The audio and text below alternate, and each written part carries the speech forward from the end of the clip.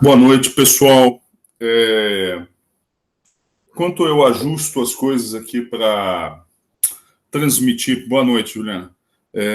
Bom, aqui pouca gente aqui. Boa noite, Glenda. Boa noite, Biratã. Boa noite, Giovanni. Boa noite, Ariadne. Boa noite, Juliana. Boa noite, Matheus. Boa noite, Ingrid. Boa noite, Marcos. Boa noite, Mary. E boa noite, Renato. Boa noite. Uma coisa... Eu fiz uma estatística. Basicamente, dos 1.300 matriculados, só 250 estão fazendo as lições. Então, isso dá por volta aí de uns 20%. A parte boa é que vocês ficam com uma aula quase particular, né?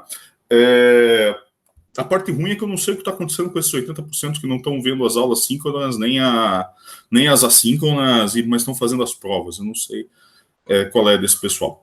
Bom, antes de a gente começar a aula de hoje, eu queria fazer uns comentários aí sobre o relatório 2. As notas do relatório 2 estão bem piores que do relatório 1, mas já se esperava, a gente já esperava isso, né? O relatório 2, né, você tem que fazer uma análise de dados mais rebuscada e muita gente comeu bola em vários pontos, né? O principal deles é a questão 1, acho que esse aí foi raro o grupo que acertou. Dos 25 relatórios que eu analisei, acho que só 2 acertaram a questão 1. A questão 1 falava para você determinar a capacitância de um capacitor de placas paralelas usando explicitamente a lei de Gauss. E usar explicitamente a lei de Gauss não é você escrever lá integral de B escalar de A igual a Q sobre epsilon zero sem dizer quem é esse Q, sem dizer quem é esse B e principalmente sem dizer quem é a superfície gaussiana. Toda vez que você aplica uma lei, como por exemplo a lei de Gauss ou a lei de Ampère, como a gente vai ver hoje, você tem que dizer qual que é o circuito que você está usando ou qual é a superfície gaussiana que você está usando. Você tem que desenhar, não tem jeito. Então, resolver um problema com lei de Gauss sem desenho nenhum não é resolver problema nenhum. Né? É copiar a parte matemática que você viu em algum lugar, não é resolver nada. Tá? Bom, mas isso aí valia muito pouco. Né? Depois você tinha duas questões lá de carga e descarga de capacitor. Muita gente não entendeu que o capacitor estava descarregando só no voltímetro, só na resistência do voltímetro, e quis incluir aquelas outras resistências ali que não faziam parte da descarga, né? E muita gente pecou na análise de dados. Quando você faz um gráfico experimental, quando você tira pontos experimentais individuais, você coloca o ponto e coloca a barra de erro, né? Não existe ponto experimental sem barra de erro. Então, muita gente não colocou a barra de erro e, pior, não levou em conta a barra de erro, né, a incerteza de cada ponto, quando fez o ajuste de mínimos quadrados da curva. Né? Então, obteve valores assim, sem incerteza nenhuma, muita gente que colocou incerteza no diferença de potencial não fez a propagação de erro para aquele Y, que era ln de V. Muita gente não fez isso. E quem obteve a resistência em função do coeficiente angular não fez propagação de erro da incerteza do coeficiente angular para pegar a incerteza experimental da tua resistência elétrica do voltímetro. Né? E, então foram esses mais ou menos os problemas. Outra coisa que eu percebi em alguns relatórios, muita gente usou programa de planilha, como o Excel, né? O Excel, aquele outro gratuito, LibreOffice, né? Eu não tenho nada contra programa em relação ao programa de planilha, desde que seja para você fazer uma planilha, para você fazer uma análise, né? Uma análise simples de dados e apresentar um gráfico pizza, alguma coisa aqui, outra coisa ali, coisas mais para o lado comercial, né? Servem esses programas do tipo Excel. Quando você vai fazer uma análise de dados, é legal você usar um programa dedicado, né? Existem alguns softwares que você compra, como por exemplo o Origin, né? Existe muito Origin pirateado por aí, mas não precisa. Existe uma versão gratuita que se chama QTI Plot, e aí sim ele faz uma análise de dados científica, né? Ele faz tudo o que você precisa. Quando você manda plotar o gráfico, ele já acha a melhor escala Muita gente colocou ponto em cima da escala, não colocou barra de erro, conectou os pontos. Você não conecta pontos experimentais. Quando você tem poucos pontos experimentais e você tem uma incerteza grande em cada um, você não costuma conectar os pontos. Você simplesmente coloca os pontos no gráfico, mas o que você pode fazer é colocar a curva teórica que melhor se ajusta. Tá? Então, lembrem disso quando forem fazer o próximo relatório. Né? Não use um programa ruim, a vítima vai ser você também. Né? O que o Marcos falou?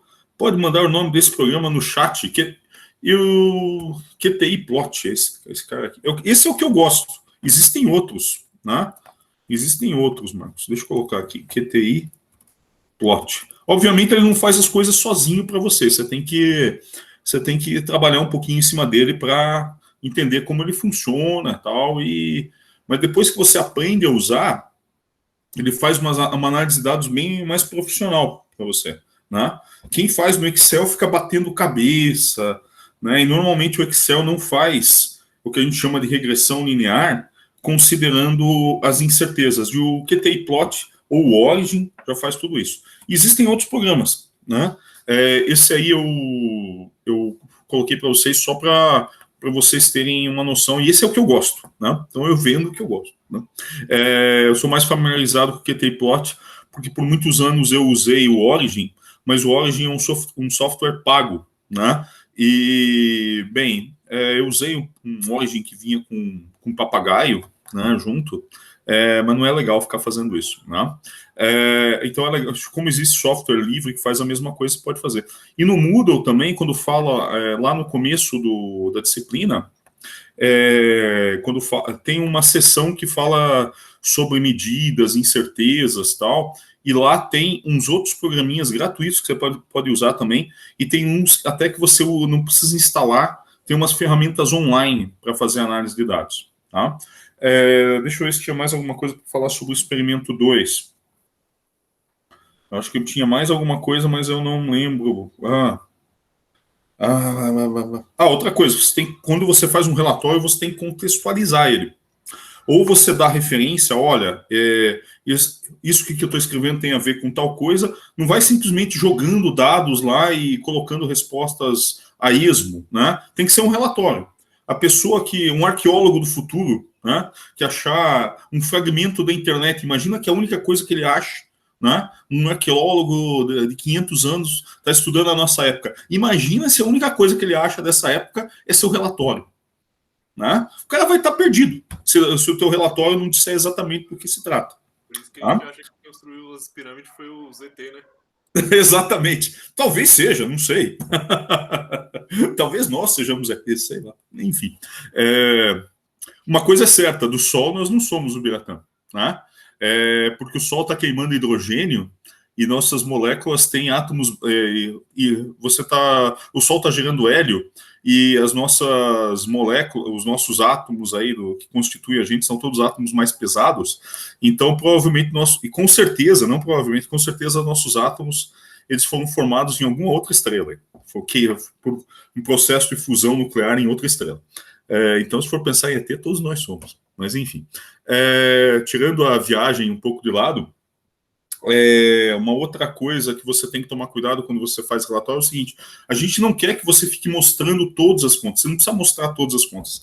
Teve alguns relatórios que mostrou passo a passo várias folhas de contas feitas à mão, não precisa. Você pode usar um software, mas toda vez que você usa um software, né, está escrevendo um artigo científico ou um relatório, você tem que dizer, olha, eu usei tal software, tal versão em tal sistema operacional. Tá? E de preferência você pode até mandar junto o arquivo que você usou para fazer análise de dados. Não precisa ficar fazendo tudo na mão, não precisa fazer gráfico na mão. Tá? Até alguns anos atrás, até pouco tempo atrás, em algumas disciplinas se exigia fazer gráfico à mão. Né? Isso tinha sentido até a década de 80. Né?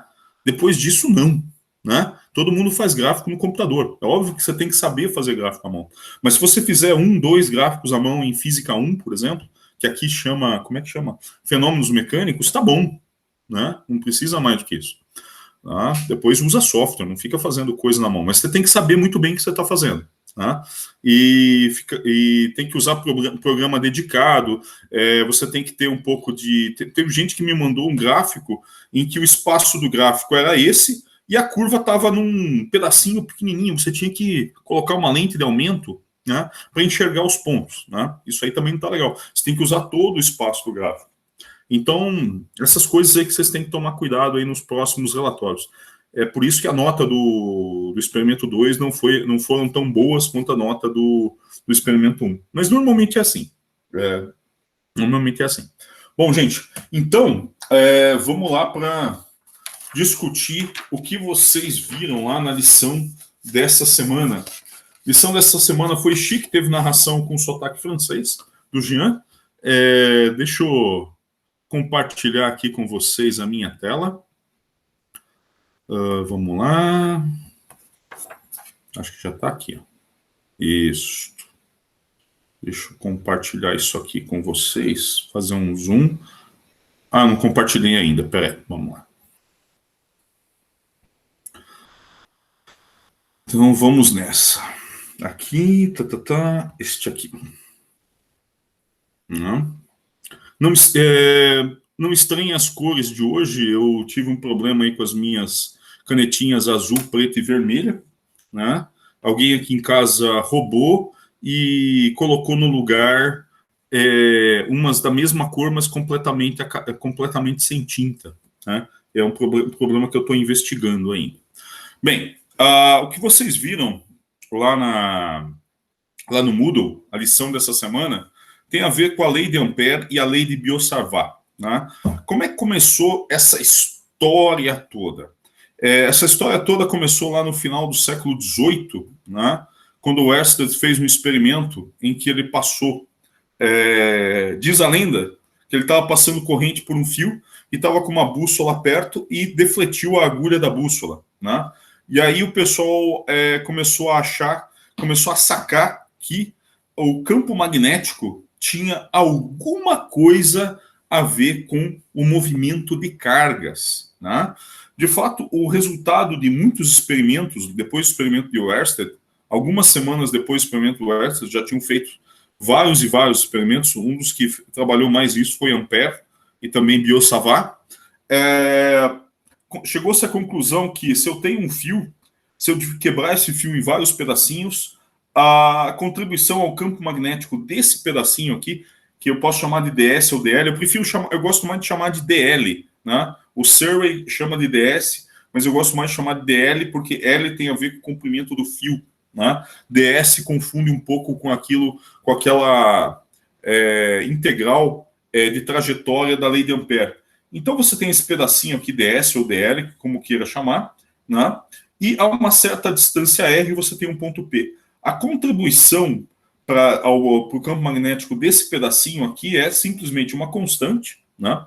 μ0 sobre 4π, a corrente, né? Esse DS, produto vetorial com R chapéu, isso aqui é só para dar a direção do campo. Vejam que o campo magnético ele é perpendicular tanto ao DL quanto ao R.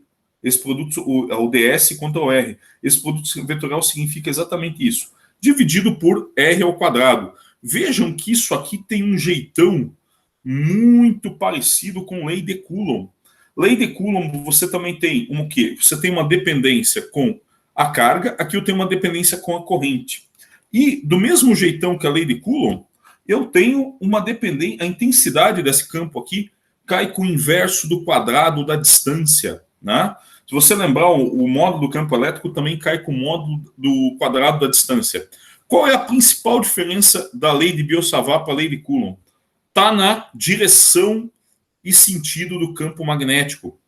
Enquanto o campo elétrico ele estava no mesmo sentido do R, que conectava a carga a esse ponto, a lei de Biot-Savart conecta esse elemento aqui do fio a esse ponto aqui, só que o dB, a contribuição ao campo, ela está perpendicular ao R, não está na mesma direção do R. E mais, está perpendicular ao R e perpendicular ao DL ao mesmo tempo. Vejam que o DL e o R formam um plano, né? E esse dB aqui, a gente costuma dizer que é normal ao plano. Então, aqui eu tenho o R, aqui eu tenho o DS, e ambos são perpendiculares a esse DB. Tá? E a forma matemática de eu dizer que a contribuição ao campo desse elemento aqui é perpendicular ao R e perpendicular ao DS ao mesmo tempo é produto vetorial. Tá? Essa é a expressão matemática que esse vetor é perpendicular a esse e a esse ao mesmo tempo. Tudo bem, pessoal? Tranquilo? Né? Isso aí que vocês têm que ficar...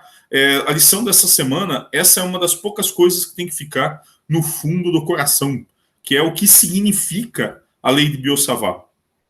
Né? Alguns livros mais avançados, de eletromagnetismo mais avançados, colocam a lei de Biot-Savart de outro jeito.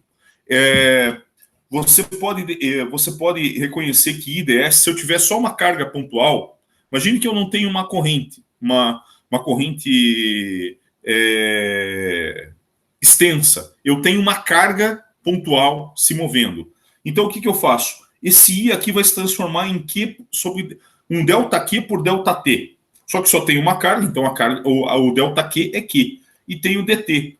Isso aqui vai se transformar em Q vezes V. Então, a lei de Biot-Savart fica desse jeitão. Em livros mais avançados de eletromagnetismo, a lei de Biot-Savart ela é tratada a partir dessa expressão aqui, não a partir dessa aqui que vocês estão acostumados. Tá? Bom, e como é que eu calculo o campo de todo o fio? Simples. Eu tenho dB, integro em toda a extensão do fio, e aí eu tenho a contribuição total do campo magnético de todos os pedacinhos do fio. Alguma dúvida aí sobre a lei de Biot-Savart, pessoal? Tranquilo. Tranquilo? Tranquilo para todo mundo, então? Então tá bom. Então vamos para frente. Vamos lá. Pera aí. O pessoal fez pergunta, bagunçou. Tem duas aplicações bem simples da lei de Biot-Savart. A primeira é o fio reto infinito. Como é que você trata o fio reto infinito? Eu quebro em diversos pedacinhos, né? E veja que aqui eu estou fazendo um tratamento vetorial, né? Não estou tentando engropir vocês com simetria, né? Estou fazendo um tratamento vetorial. Então, quem vai ser o dB? Aquela constante. IDS, quem é o DS? É dx na direção I. Vetorial, veja que agora eu escrevo vetorial R sobre R ao cubo. Por quê? Porque o R chapéu, o versor R chapéu, é simplesmente o vetor R dividido pelo módulo de R. Então fica mais fácil escrever assim. Produto vetorial com R dividido por R ao cubo. E quem é esse R? Esse R é o vetor que conecta o diferencial aqui, que está gerando o campo, esse ponto aqui, ao ponto de observação. Pela figura aqui você vê que eu tenho, nessa direção, eu tenho menos x na direção I, menos A na direção J, nessa figura. Então eu posso escrever o R desse jeitão. Menos x na direção I, menos A na direção J. Aqui vocês percebem que eu não tenho branquinho. Eu escrevi mais, daí risquei o mais e coloquei menos. Tá bom? Bem, e aqui eu tenho um campo entrando no plano. Vejam que quando eu fizer esse produto vetorial, o que vai acontecer? Eu vou fazer produto vetorial de I com I dá zero. I com J dá K. Então, todos os elementos, num fio reto infinito, todos os pontos contribuem com um dB na mesma direção e sentido, certo? Todos os pontos aqui do fio reto infinito contribuem com um dB apontando no mesmo sentido. O que acontece? Quanto mais longe eu estou desse ponto, menor vai ser a contribuição, mas todos estão apontando no mesmo sentido. Então, quando eu fizer a integral disso aqui, o que vai acontecer? Eu vou ficar com uma integral de dx vezes esse A na direção K, dividido por x ao quadrado mais A ao quadrado elevado a 3 meios. Quando eu fizer essa integral eu não vou fazer aqui porque já foi feito no Moodle. Quando eu fizer essa integral de menos infinito a mais infinito, eu vou obter esse resultado aqui. O que significa isso aqui? Significa que o campo, quanto mais longe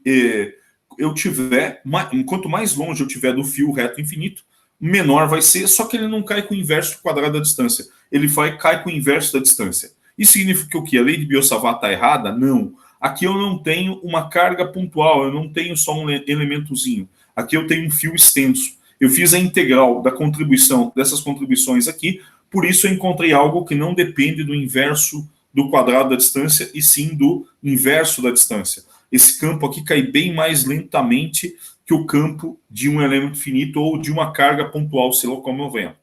Tá? Bem, esse aqui é o resultado tradicional de um fio reto infinito. Se eu pegar uma vista de corte, se eu olhar isso aqui desse jeito aqui, se eu olhar nessa direção, eu vou ver algo assim, ó. Eu vou ver, perdão, aqui eu coloquei o B do lado errado, aqui seria a corrente saindo, eita, aqui seria a corrente saindo. Corrente saindo que daria, eita, fiz errado aqui. Ó, olha, já consertei. Olha, aqui eu tenho uma corrente saindo, certo? E aqui eu tenho, tá certo isso agora? Tá, agora tá. E aqui eu percebo que eu tenho o B cai com o inverso da distância, certo? E eu tenho o quê? Eu tenho uma simetria de rotação aqui. A gente costuma dizer que o B circula aqui, certo? No campo elétrico de uma carga pontual, você também tem uma simetria de rotação, certo? Só que o campo elétrico ele está na direção do R. Aqui está numa direção perpendicular. Tá? Então aqui eu tenho um campo elétrico com uma certa, o campo magnético com uma certa intensidade. Ao me afastar, eu tenho um campo magnético com uma intensidade menor. Mas ele está apontando aqui sempre na tangente desses círculos. Tudo bem, pessoal? Então são campos cruzados? Campos cruzados? Como assim, Juliana? Não entendi. Eles geram um campo elétrico e um campo magnético, é isso? Não, não, não. Uma corrente, se você tiver uma corrente elétrica num condutor, é que eu estava só fazendo uma comparação, certo? Se você tiver um campo elétrico, perdão. Se você tiver uma corrente num condutor, ela vai gerar um campo magnético, não um campo elétrico, tá? Eu estava só fazendo um paralelo com o que a gente tinha visto de campo elétrico, tá? Ok. Agora, se eu tiver por que eu não tenho campo elétrico dentro de um fio carregado? Quer dizer, fora de um fio carregado? Porque a mesma quantidade de... Eu tenho uma carga negativa se movendo, que são os elétrons, e uma carga positiva, que são os núcleos dos átomos, em repouso. Então, eu não tenho campo elétrico externo, porque a quantidade de carga positiva é idêntica à quantidade de carga negativa. Tudo bem? Ok. Agora, se eu tiver um feixe, imagina que eu tenho um feixe de partícula. Imagina que eu tenho um feixe de elétrons. Se eu tiver um feixe de elétrons, o que vai ter? Se eu tiver um feixe de elétrons viajando, eu vou ter um campo magnético, né, devido ao movimento dessa carga, devido à corrente elétrica. Mas como eu tenho um feixe carregado de partículas, né, eu vou ter também um campo elétrico devido a esse feixe carregado. Tudo bem? Tudo bem. Então, nesse caso, se eu tiver um feixe de partícula carregado, eu vou ter não só um campo magnético, como eu vou ter um campo elétrico aqui, e um vai ser perpendicular ao outro. Mas ambos vão ter simetria de rotação. Tudo bem? Tudo bem. Então tá bom. Então vamos para frente. Deixa eu ver onde é que está a minha folha. Isso aqui não é a lei de Biot-Savart. Isso aqui é uma das aplicações da lei de Biot-Savart, que é o campo de um fio reto infinito. Uma outra aplicação bem batida da lei de Biot-Savart é essa aqui, ó. É você calcular o campo de uma espira circular conduzindo corrente, né? Então imagina que no plano, aqui no plano YZ eu tenho uma espira conduzindo corrente. Deixa eu desenhar melhor essa coisa aqui. Minha espira ficou fininha demais. Aliás, minha tinta está acabando, é por isso, né? Então eu tenho uma espira conduzindo corrente aqui, certo? Tem uma espira conduzindo corrente. Esse problema foi resolvido no Moodle de um jeitão mais simples. O jeito que foi resolvido no Moodle foi assim: olha, isso aqui vai gerar um campo magnético para cá. Essa parte aqui, a 180 graus, vai gerar um campo magnético apontando nessa outra direção. Então, por simetria, a gente só tem campo aqui no eixo X, né? E aí, normalmente, vocês engolem isso. Não... Se não quiser engolir isso, não precisa. Você pode resolver o problema de uma forma inteiramente vetorial. Como é que eu faço isso? Esse R aqui eu fiz o meu elementozinho de carga. Esse R vai ser o quê? No plano YZ vai ser o quê? Menos R cosseno θ na direção K. Por que menos? Porque se o θ está aqui, o eixo Z está para cá, então eu vou ter que colocar menos R cosseno θ na direção menos K. A direção K está para cá. Então aqui eu tenho direção menos K. Mais R seno θ na direção J. O vetor ds, quem é o vetor ds? O vetor ds é um vetor perpendicular ao dr. Se eu fizer dr dθ, eu acho esse vetor perpendicular. E aí fica do seguinte jeitão: R seno θ dθ na direção K, mais R cosseno θ dθ na direção J. Percebam aqui que o meu vetor R, que liga esse ponto ao ponto de observação, aqui vai ser o quê? Vai ser o xi menos esse R grandão aqui, menos o vetor R grandão. Tudo bem, pessoal? Tranquilo?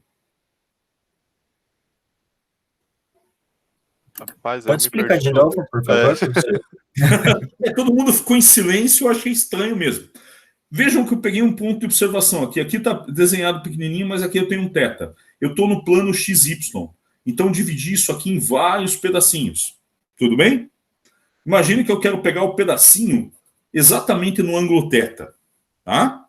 E aí, quem que vai ser esse vetor R? Esse vetor R, vejam aqui, ó, pelo desenho, deixa eu pegar aqui a marrom. Vejam pelo desenho, vejam se vocês concordam comigo que esse vetor R aqui, mais esse vetor em verde,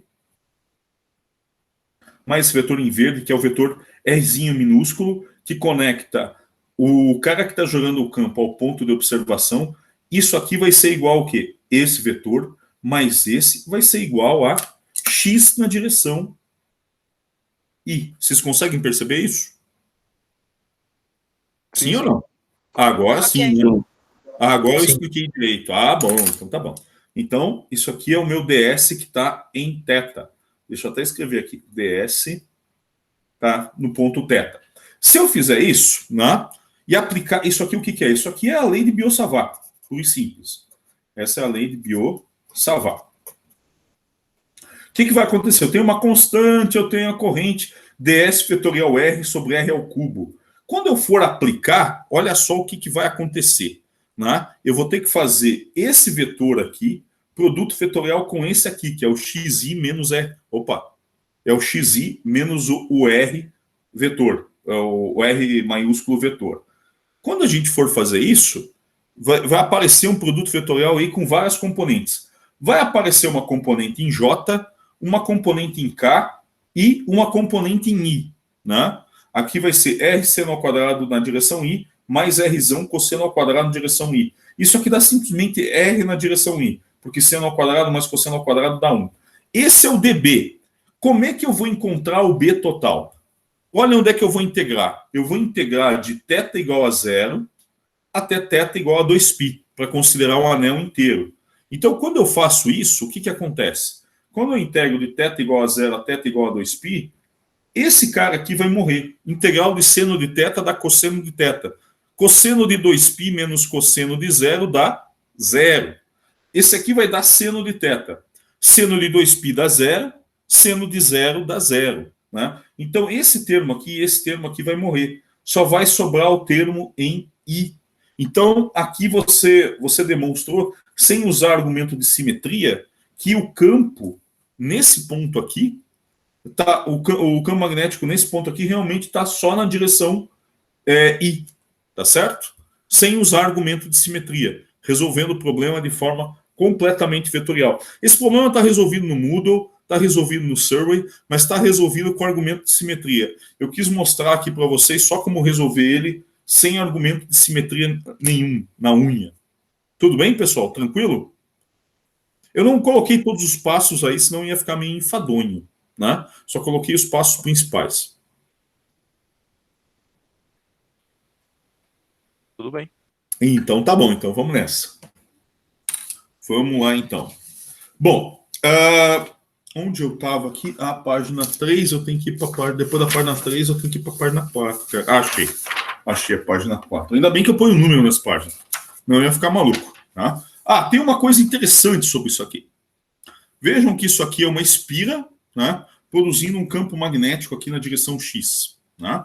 Se eu pegar o limite onde esse X é muito maior do que o R, o que eu vou pegar, o que eu vou conseguir? Eu vou encontrar o limite quando esse Rzão aqui é muito pequenininho. Ou seja, vai chegar nesse limite aqui, ó. O limite de dipolo magnético, né? Quando eu tenho uma espira muito pequenininha, produzindo um campo distante, né? E por que a gente chama isso aqui de dipolo? Por causa dessa dependência aqui com distância, inverso da distância ao cubo. Se você pegar um dipolo elétrico, né, ou seja, uma carga positiva e uma carga de mesmo módulo negativa, né, você vai ver que o campo no eixo cai com o inverso do cubo da distância. E aquilo é chamado de dipolo elétrico. Por que a gente chama isso aqui de dipolo magnético? Momento de dipolo magnético. Né? A gente chama isso de momento de dipolo magnético justamente por causa dessa dependência. Porque a gente faz o paralelo com o dipolo elétrico, que também, para valores muito maior que a distância para distâncias muito maiores que a distância entre as duas cargas, distância de observação muito maior que a distância entre duas cargas, também você tem essa dependência com o inverso do cubo. Né? E se você olhar aqui, isso aqui é o que a gente discutiu semana passada. Esse termo aqui em laranja é aquilo que a gente tinha discutido a semana passada, que é o momento de dipolo magnético. Né? O que significa isso? Esse aqui é o campo, basicamente, de ímãs. Né? O que acontece no ímã? No ímã, você normalmente tem um átomo lá e você tem um elétron. Por mais bobo que seja o modelo de Bohr, para muita coisa ele funciona. Né? Se você levar a mecânica quântica extremamente a sério, você não consegue interpretar nada, a mecânica quântica de verdade. Né? Então a gente usa o modelo de Bohr para interpretar o quê? Interpretar momento de dipolo magnético. Você tem lá o elétron girando em torno do núcleo, e ele vai gerar o quê? Essa corrente elétrica que ele produz, essa carga em movimento, vai gerar um campo magnético, e a distâncias longas do átomo, você vai ter este campo magnético aqui. Agora imagina um monte de dipolo magnético, um monte dessas espirazinhas alinhadas uma com a outra. É isso que acontece no ímã. Tá? Isso que acontece no ímã na sua geladeira. Né? São esses alinhamentos de momento de dipolo que produzem esse campo magnético forte que você consegue até perceber com as suas mãos quando você tenta tirar o ímã da geladeira. Tá? Tudo bem, pessoal? Até aí? Tranquilo? Nossa, aqui está mostrando minha zona aqui. Vamos fingir que eu sou menos bagunceiro. Ó, assim fica mais bonito.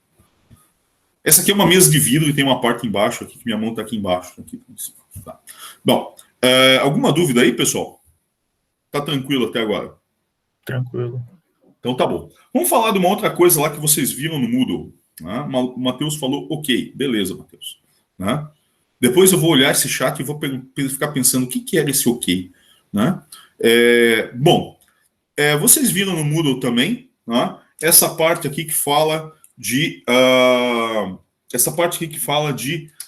interação, né, entre dois condutores transportando corrente. Né? O que vai acontecer se eu transportar corrente nesse fio reto aqui marrom? Vai aparecer na posição do outro fio, na posição do fio laranja, um campo B1. E se você usar a regra na mão direita, você vai ver que nesse fio B1, nesse fio 2 aqui, vai surgir uma força devido a esse campo B1 aqui, gerado pelo condutor 1. E essa força vai ser tal que a força por unidade de comprimento vai ser uma constante, o produto das duas correntes, dividido pela distância. Isso aqui é bem fácil mostrar. Por quê? Porque a gente sabe que o campo aqui cai com o inverso da distância. Deixa eu tirar esse mouse aqui na frente. Não sei se vocês estão vendo o mouse está me atrapalhando aí. Né? E, bom, obviamente, a força que o condutor 2 exerce sobre o condutor 1 é igual à força que o condutor 1 exerce sobre o condutor 2, e eu chamei isso aqui de F. Então, existe uma simetria nesse problema aqui. Essa força, o módulo dessa força é uma constante vezes o produto das duas correntes dividido por D.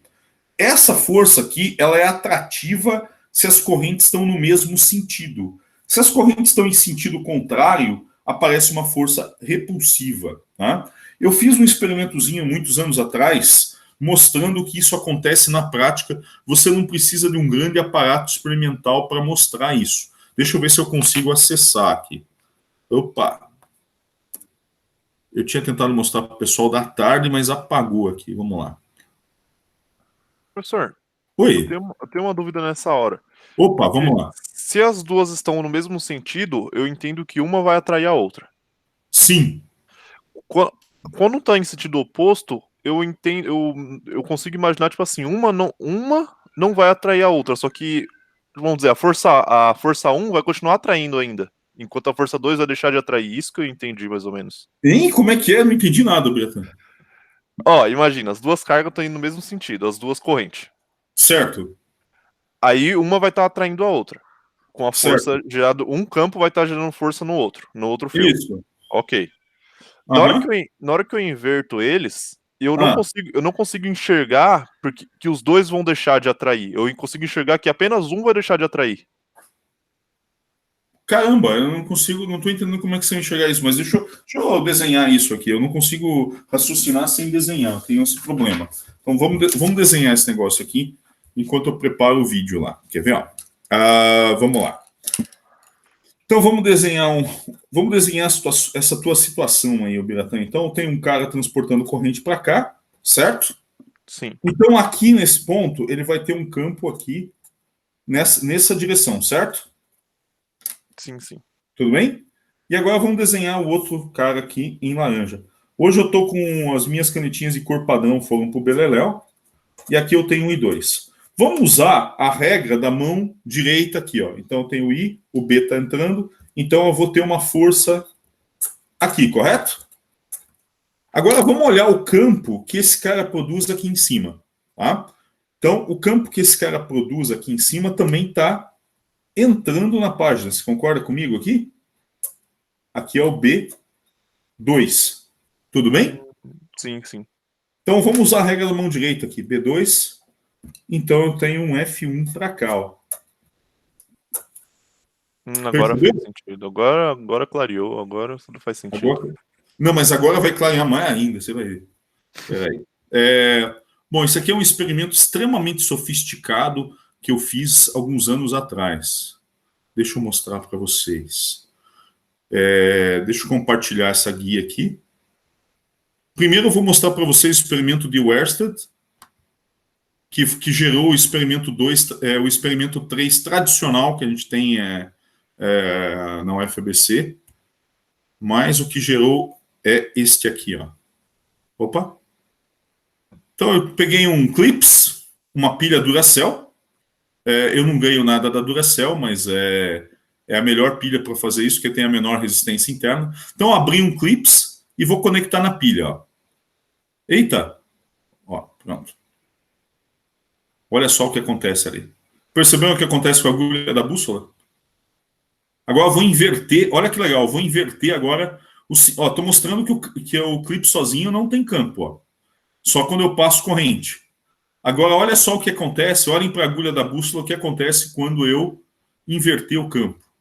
Eu não inverti? Caramba. Podia ter explorado mais isso aí. Enfim. Agora vamos dar uma olhada num outro videozinho aqui. Esse teorema de Tales não é new, não sei porque que apareceu isso aí. Então, vamos lá. O que eu quero mostrar para vocês é isso aqui. Ó. Vamos ver se aparece direitinho aqui. Aparece a coisa. Aquela época, eu fiz um vídeo até sem narração. Aquela época lá eu não sabia narrar. Hein? Eu usei minha câmera na época. Celular até nem filmava aquela época. É 2009 isso aí. Não, esse aqui é força sobre corrente elétrica, perdão, pessoal. Esse aí eu acho que eu já mostrei para vocês numa outra aula. O que eu quero mostrar para vocês é a interação entre fios paralelos, esse aqui. Apareça aí, coisa. Vamos lá. Tá aí. Então vejam que eu tenho aqui um fio reto, passando por aqui. Né? É um fio reto que eu estou transportando uma corrente e tem um outro fio aqui pendurado. Né? Quando eu percebam que os fios grudaram. Eles estão transportando corrente no mesmo sentido. E está carregando. Eles estão grudados, um está transportando 10 amperes, o outro 6. Quando eu diminuo a corrente, eles se soltam. Vamos lá, aumentei a corrente, grudou. Esse fio aqui tá pendurado, né? Então ele consegue, é uma balança de corrente, né? Você consegue ver a tração pelo outro. Agora eu vou inverter o sentido da corrente que está passando por esse aqui, por esse fio que está pendurado entre esses dois pontos. Opa, olha só. Agora eu grudei eles, encostei bem eles e vou inverter o sentido da corrente nele. Esse aqui eu estou passando sempre 10 amperes, o fio que está fixo. Agora nesse outro aqui eu vou inverter o sentido da corrente, inverti na fonte, vejam que está negativo aqui, e à medida que eu vou aumentando a corrente, ele vai se afastando cada vez mais. Ele vai se afastando cada vez mais. E agora, reduzindo a corrente dele, ele vai se aproximando do outro. É um pouco difícil ver, está pequeno aqui. Naquela época eu não sabia fazer essas filmagens direito. Né? Tá convencido agora, Biratã? Sim, agora faz sentido. Agora. Não, normalmente só quando você vê a coisa na prática você se convence. Deixa eu voltar a apresentar aqui minha tela, meu papel, aliás. Vamos lá.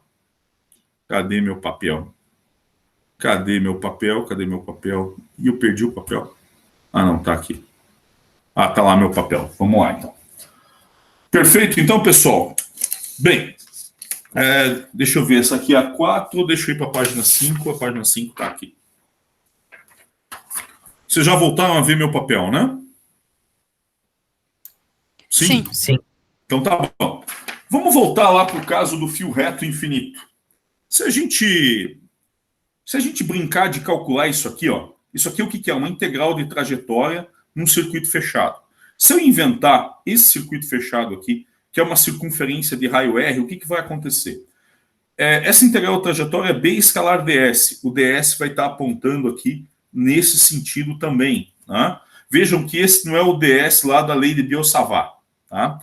Por isso que eu gosto na lei de Biot-Savart usar dl, não ds. ds dá a entender que eu estou trabalhando numa trajetória. Então, para não confundir, na lei de Biot-Savart, usem dl, aí você não se confunde. O Surrey faz uma confusão dos infernos. Né? Eu não gosto muito do Surrey por causa disso. Se eu fizer a integral de B escalar ds, nesse caso específico, o que vai acontecer? Quem é o B aqui? O B, a gente sabe que o módulo dele é μ0 sobre 4π, né? Perdão, μ0 sobre 2π vezes R, μ0i sobre 2πr, certo? Então, se eu aplicar isso aqui, o que vai acontecer? Na trajetória, o R não varia. E o ds, ele é paralelo ao B. Então, tudo isso sai para fora da integral. Eu fico só com integral no circuito fechado de ds. E o que é integral de ds nesse circuito fechado? É o tamanho da trajetória. Né?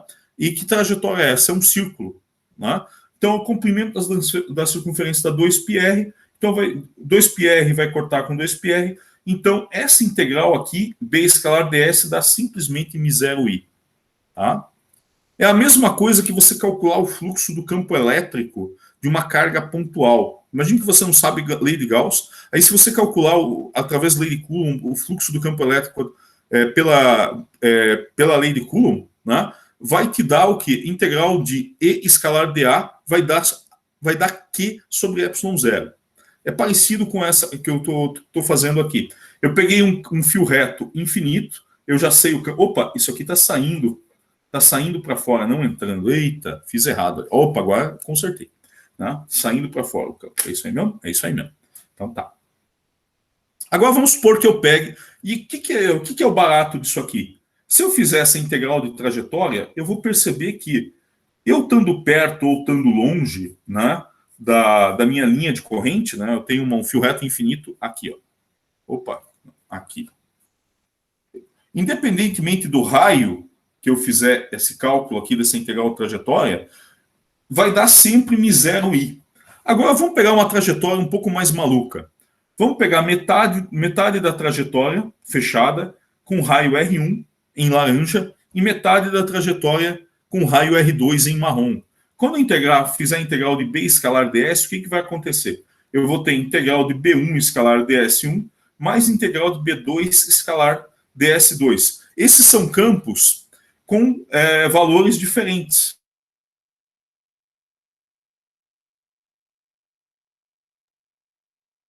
Mas eu tenho que esse ds1 vai ser o quê? R menos R1 seno θ I mais R1 cosseno θ J, certo?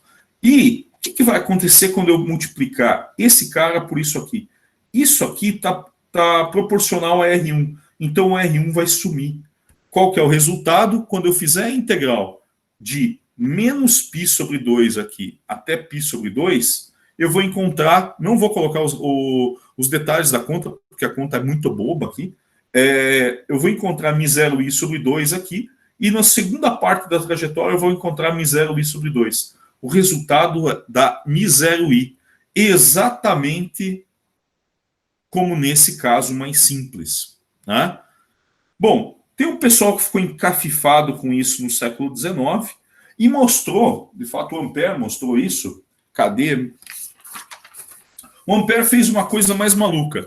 Ele pegou dois fios, né? Dois fios quaisquer, né? Retos infinitos, um transportando corrente 1, outro transportando corrente 2, e aí pegou um circuito fechado aqui, mais estranho que você queira.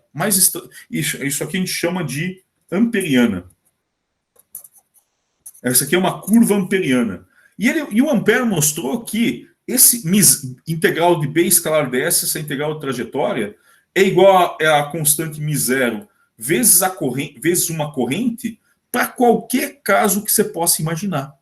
Certo? Isso aqui é absolutamente geral. Certo? E esse aqui é um equivalente integral da lei de Biot-Savart. Da mesma forma que a lei de Gauss é um equivalente integral da lei de Coulomb, a lei de Biot-Savart, a lei de Ampère, é um equivalente de integral de trajetória da lei de Biot-Savart. As duas coisas são equivalentes, né? Mas são simplesmente escritas de formas diferentes. O que vem a ser esse I-in? Esse I-in é a corrente que atravessa a superfície delimitada pela amperiana S. Né? Então, é a corrente que atravessa essa superfície aqui. Nesse caso aqui, vai ser I1 menos I2, porque uma está num sentido e outra está no outro. Outra coisa, veja que o sentido desse ds importa. Né? Se o sentido fosse o contrário, o resultado dessa integral seria I2 menos I1. Considerando esse sentido aqui, vai dar I1 menos I2 vezes a constante. Tá? Para que serve essa lei de Ampère?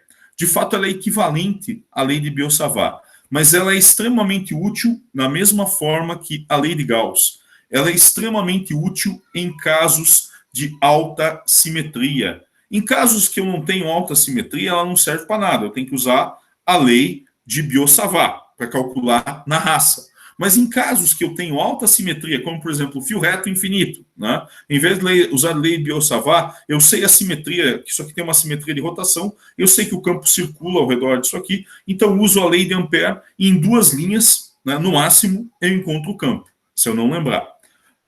Outros casos de alta simetria, né, que eu posso imaginar. Você tem o solenoide. O que acontece com o solenoide?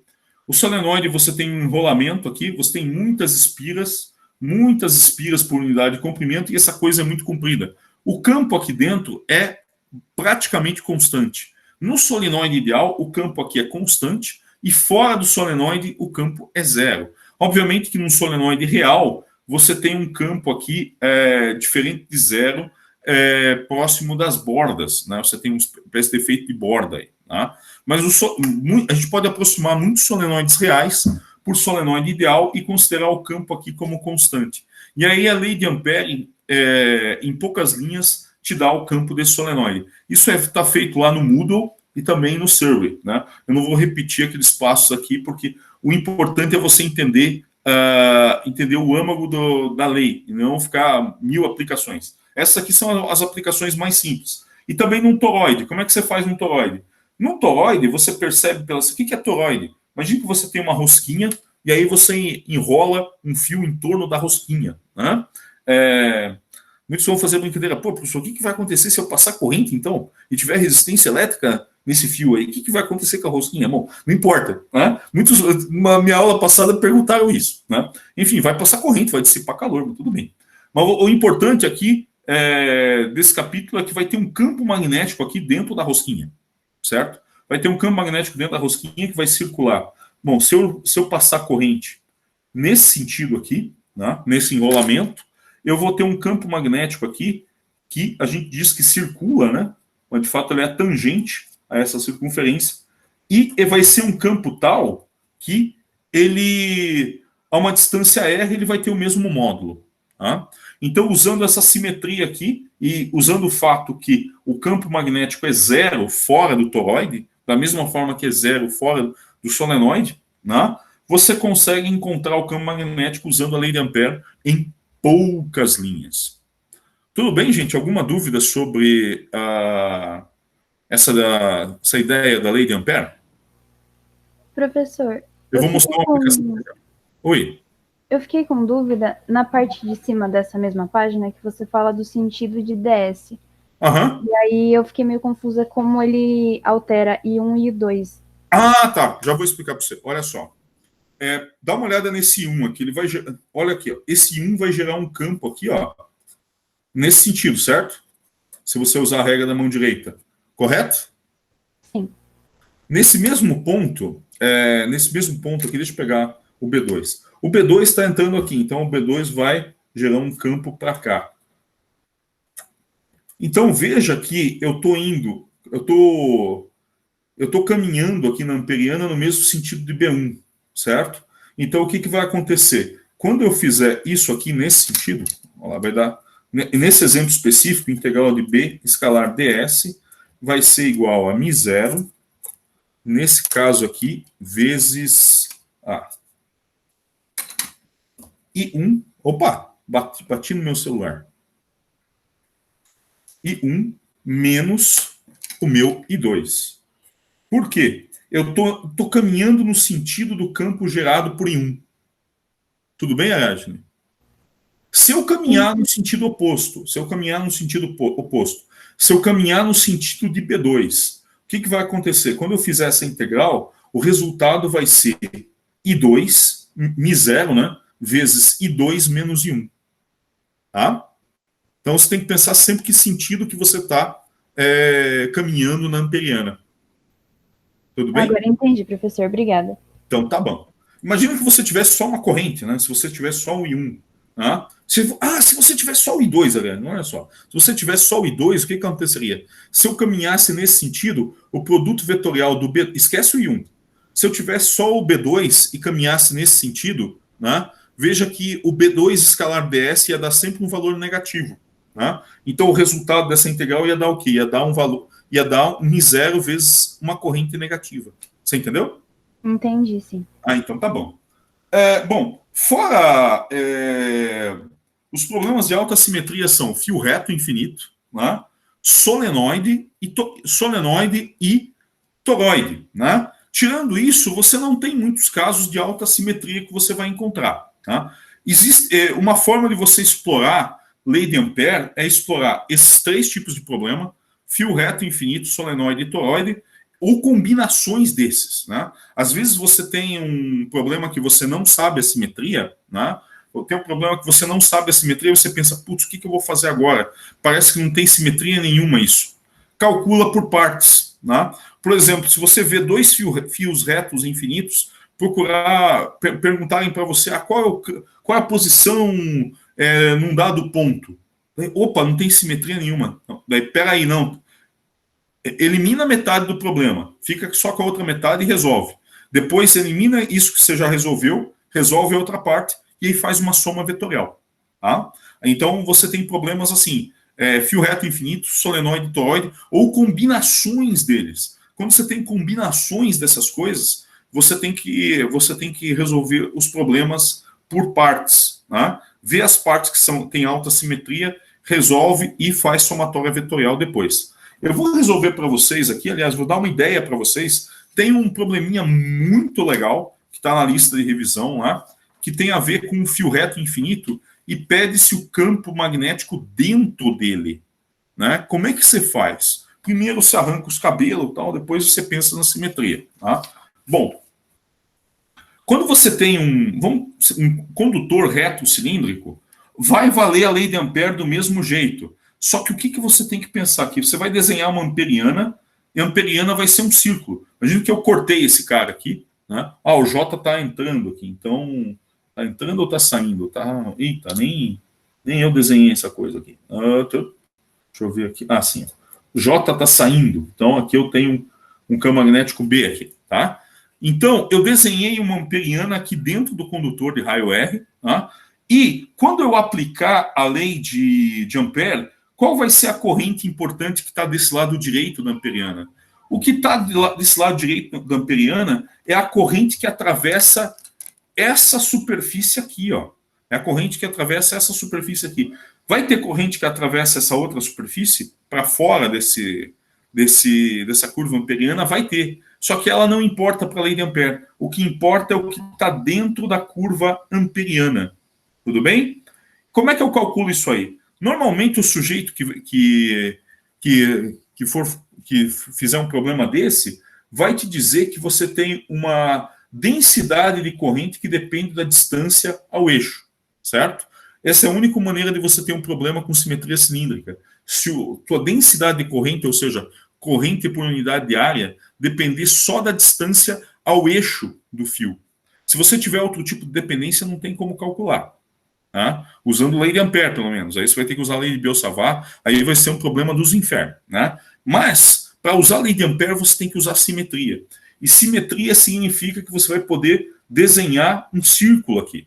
Mas você vai considerar só a corrente que atravessa a área delimitada por esse círculo. Como é que eu calculo isso? Eu vou fazer uma integral de 0 aqui até R, do quê? Da densidade de corrente vezes dA. Né? dA quem vai ser? Vai ser 2πr vezes dr. Da mesma forma que a gente fez lá com lei de Coulomb, que a gente quebrava tudo em vários pedacinhos. Aqui você quebra em vários pedacinhos, esse teu dA é 2πr dr, e aí você integra J vezes 2πr dr. Existe um caso particular bem simples de calcular, que é o caso quando você tem densidade de corrente uniforme. Ou seja, toda a tua corrente I0, toda a tua corrente I está distribuída de uma forma homogênea no teu fio. Né? Aí a tua densidade de corrente vai ser o quê? Vai ser simplesmente a corrente dividido pela área total do fio. Tá? E aí a gente consegue calcular facinho essa corrente que atravessa a amperiana que está dentro do fio como sendo essa proporção aqui da corrente I. Vai ser a corrente total I vezes R quadrado dividido por Rzão quadrado. Da onde veio isso? Veio dessa integral. Integral vai aparecer 2πr aqui, dividido por Rzão quadrado aqui. Tudo é constante, né? Daí eu vou ter R ao quadrado sobre 2, o resultado dessa integral. 2 corta com 2, fico com esse resultado. Tá? Bom, esse não é o problema 10. O problema 10 tem um JdR. O que vai mudar daqui para o problema 10? Simplesmente essa integral. Tá? Esse aqui eu estou resolvendo o caso de corrente, distribuição de corrente uniforme. O problema 10 é um probleminha um pouco mais interessante, que esse JdR depende é uma função do R. Mas mesmo assim eu tenho a mesma simetria. Bom, esse aqui é o lado esquerdo da lei de Ampère, né, no caso do fio reto infinito, vai dar B vezes 2πr, estando dentro ou estando fora do cilindro, vai dar B vezes 2πr. O que vai mudar na lei de Ampère, né, dentro ou fora do cilindro, é essa corrente que atravessa a amperiana. No caso de eu ter essa densidade homogênea de corrente, eu obtenho esse resultado aqui. Eu obtenho um campo que aumenta com a distância, mas lembrando que isso aqui é só para R menor do que Rzão. O que significa isso? Eu estou dentro do fio condutor. Né? Esse é um problema que é interessante vocês fazerem com esse JR diferente de J0, ou seja, um JR que não é uniforme. Deem uma olhadinha no problema 10 da lista de revisão. Ele é um dos problemas mais interessantes que está nessa lista, e aí ele ajuda você a realmente compreender a lei de Ampère. Tá? Alguma dúvida, pessoal?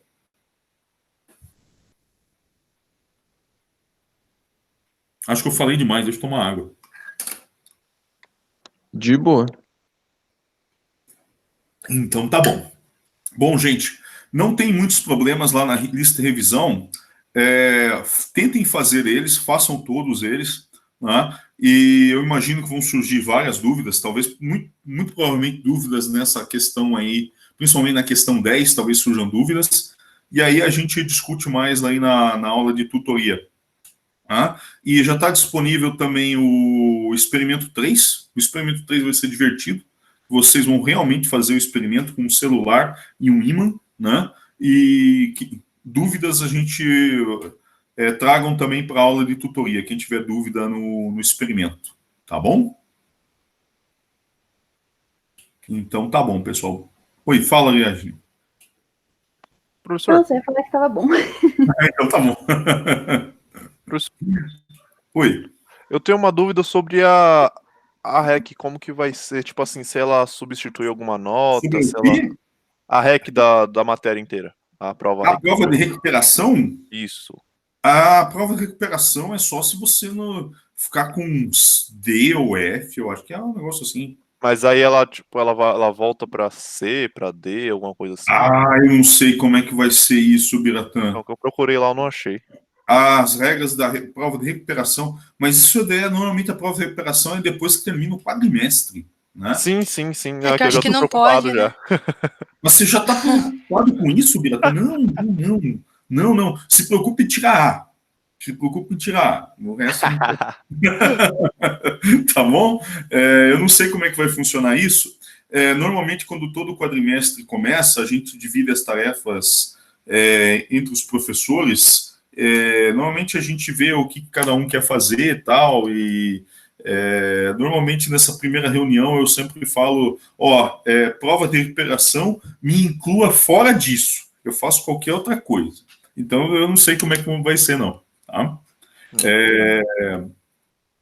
Normalmente eu não participo das provas de recuperação de fenômenos eletromagnéticos. Eu participei uma única vez em que eu estava coordenando a disciplina, na primeira vez que a prova de recuperação foi instituída, né?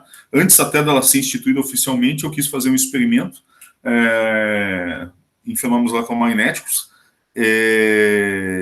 e era um quadrimestre que já era um quadrimestre de reoferecimento, a gente estava só com 500 alunos, né? Então foi um experimento que eu quis fazer.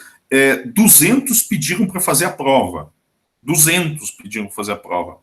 Eu fui lá e preparei 200, preparei a prova, né? Reservei 2 salas, né?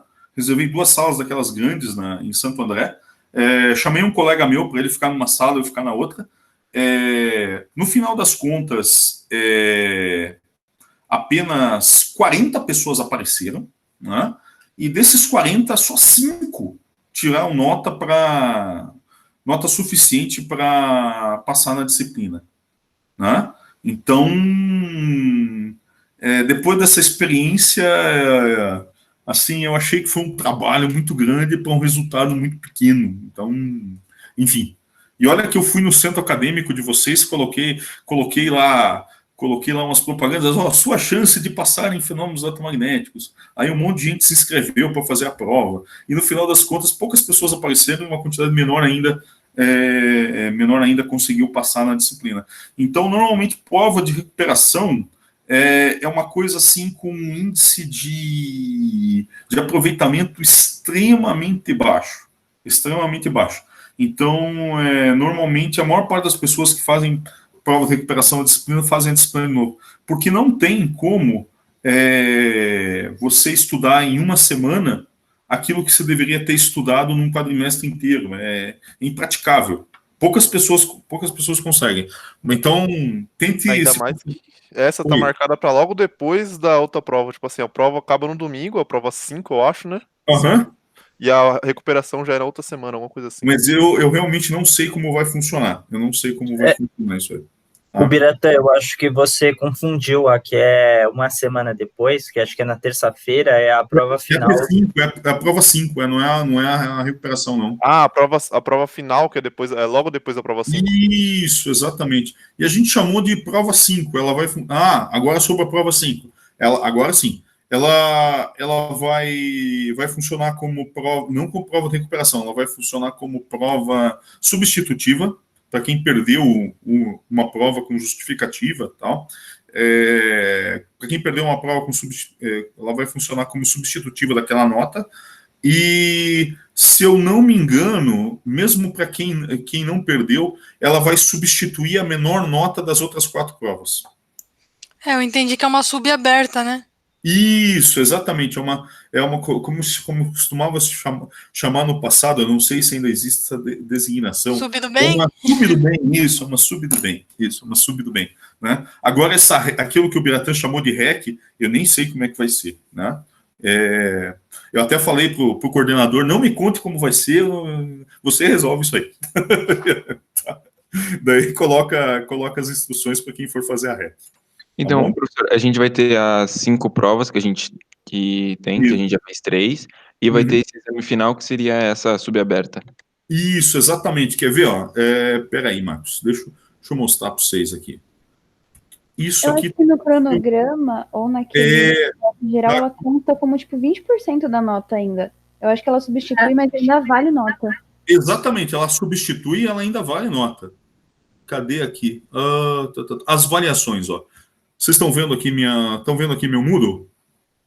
Sim. Sim. Peraí, deixa eu entrar de volta aqui, que me chutaram para fora do Moodle. Isso, avaliações, ó.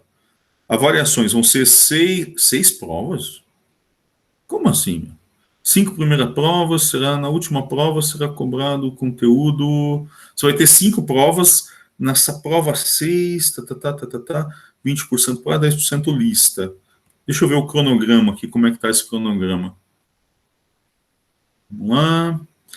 Nosso cronograma está muito pequenininho, deixa eu aumentar, para a gente conseguir ver. Agora está melhor. P1, P2, a gente está aqui nessa P3 que a gente já fez, depois vai ter a P4, P5.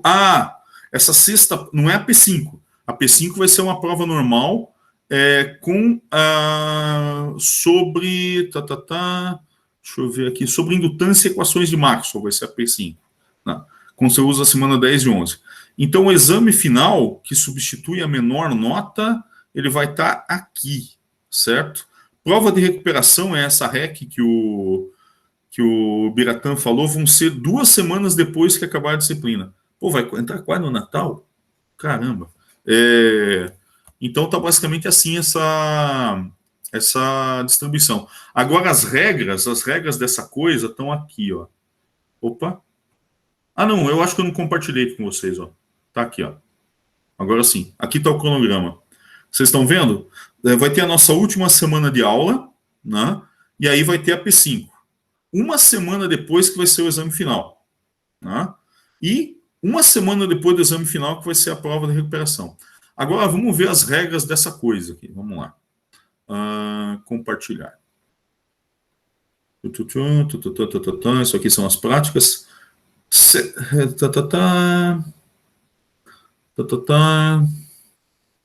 Na última prova será cobrado o conteúdo completo da disciplina. Ó, cada uma dessas provinhas que vocês estão fazendo, dessas provas, P1, P2, P3, vale 10% da nota final. O que está sendo chamado de exame final, que é o conteúdo completo da disciplina, não é a REC, vale 20%. Bom, além disso, a nota dessa prova aqui, desse exame final, vai substituir a menor nota das 5 primeiras.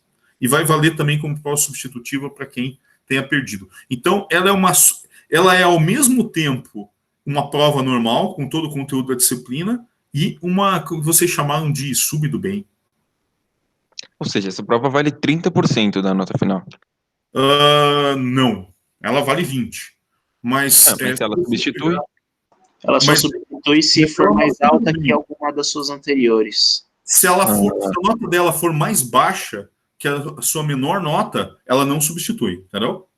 Entendi. Nesse sentido que ela é o que vocês chamam de sub do bem. Né? Mas não se preocupa com isso, não. Se preocupa em tirar A. Ela vai ser, tipo, quantas questões? 2 questões ou, sei lá, quantas questões essa prova final? A prova final, o exame final, com certeza não vão ser 2 questões. Para abordar toda a disciplina aí, eu acho que a gente vai ter que colocar pelo menos umas 4. Né? Pelo menos umas 4. Né? Mas daí não vão ser questões tão longas. Vão ser questões com menos itens e tal. Isso aí está em discussão como vai ser feito ainda. Tá? Está em discussão como vai ser feito ainda. E a gente vai acertando a rota da espaçonave à medida que a gente vai vai caminhando. Como vocês viram, a gente fez um ajuste da P1 para P2, da P2 para P3. A P3 está com uma distribuição de notas muito legal, né? Poucas pessoas tiraram 10 e poucas pessoas tiraram 0. Tem uma distribuição quase gaussiana aí. Então, esse é o tipo de distribuição que a gente espera, né? Pouca gente tirando 0 significa que a prova não está com um nível absurdo, né? E poucas pessoas tirando 10 significa que você tem que pensar um pouquinho para resolver a prova. Então, era isso que a gente queria desde o começo, né? E, pelo jeito, agora a gente acertou a mão. Não sei. Pelo menos esse é meu ponto de vista aí. Tá bom? Tá joia, então, pessoal? Fechou. Beleza. Ok. Então, vejo vocês, então, na próxima quinta. Façam a lista, tragam dúvidas, tá? E tentem fazer o experimento já, para já ter algumas dúvidas para a gente discutir na aula de tutoria da próxima quinta, tá bom? Então, vejo vocês lá, pessoal. Boa noite. Boa noite. Obrigado. Boa noite. Boa noite. Falou, gente. Tchau, tchau.